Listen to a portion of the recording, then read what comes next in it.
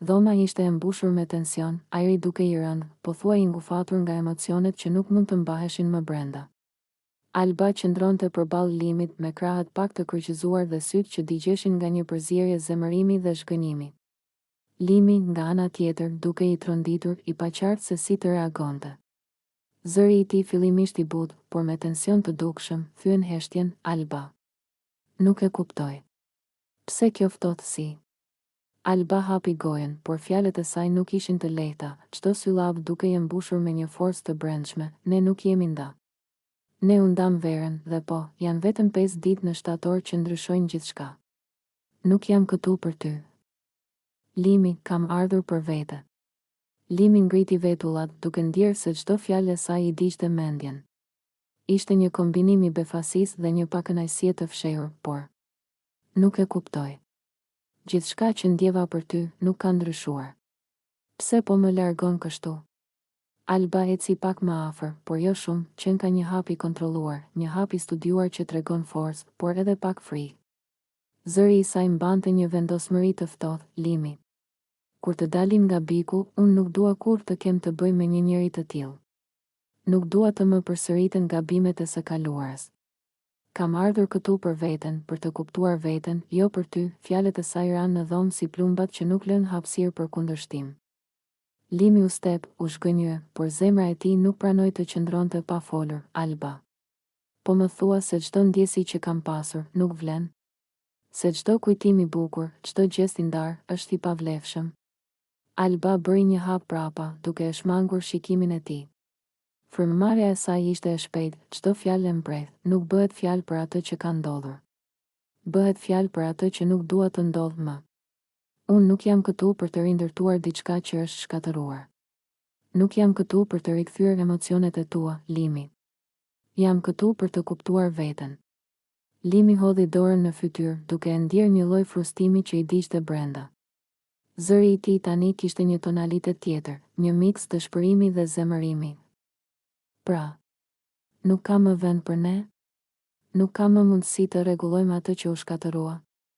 Alba i bëri një vështrim të ngurtë, pas gjatur, me sytë e saj që shpreheshin plot vendosmëri dhe një farë dhimbjeje të fshehur, nuk ka. Nuk dua as të provoj më. Nuk dua të kthehem tek një njeri që nuk kupton çfarë ka humbur. Nuk dua të përsëris historitë që më lënduan. Kjo është përfundimi, Limi. Heshtja zgjati disa çaste. Ajri ishte i dendur, çdo frymëmarrje e tyre dukej e vështirë, e ngarkuar me emocione të pathëna. Limi përpiqej të gjente fjalët e duhura, por secila duket më e dobët se dhimbja që ndjente. Ai u përpoq të ulte zërin, më shumë për të vetmen arsye që të mos e humbte kontrollin. Por zemra e tij po digjej, Alba. Po më thua se çdo gjë që ndjeva, çdo ndjesi që ndam, është harruar për ty? Asgjë nuk ka rëndësi. Alba mori frym thellë dhe u përpoq të qëndronte e qetë. Fytyra e saj tregonte dhimbje, por edhe një vendosmëri që nuk mund të thyej, jo, Limi. Ka rëndësi, por jo më për ne. Për ne nuk ka më të ardhme. Unë nuk jam këtu për të ndarë ndjenja me ty, jam këtu për veten time. Për të kuptuar se kush jam, çfarë dua dhe ku shkoj pa ty, Limi ndjeu një gërvishtje të thellë brenda shpirtit. Zemra e tij ishte e lodhur, sytë e kuq nga përpjekja për të mbajtur emocionet nën kontroll. Ai u afrua pak më shumë. Por Alba nuk lëvizi. Një mur i padukshëm kishte lindur mes tyre, i ndërtuar nga vendosmëria dhe dhimbja. Pra, ti po mbyll çdo derë për ne? Pyeti Limi, me zërin që po thyej pak nga pak. Alba bëri një buzëqeshje të zbehtë, plot dhembje, por vendimtare, po. Nuk dua më të kthehem mbrapa. Nuk dua më të jem pjesë e një historie që më lëndon. Unë kam ardhur këtu për të ecur përpara. Nuk ka kthim. Në ato çaste, dhoma u mbush me një heshtje të rëndë. Tingulli i një frymëmarrjeje të thellë, hapat e tyre të heshtur mbi dy sheme, çdo detaj ishte i mbushur me dhimbje, shgënjim dhe reflektim. Limi qëndroi ngrirë, duke kuptuar se asgjë që thoshte nuk mund ta ndryshonte vendimin e Albes. Ai përpiqej të shpërthente, të qante, të bënte çdo gjë që të rikthente atë që kishte humbur, por një forcë e padukshme e mbante peng. Alba e ktheu shpinën, pa u kthyer, duke e lënë Limit të ndiej boshllukun që kishte krijuar. Zemra e tij po thyej, por ajo qëndronte e vendosur.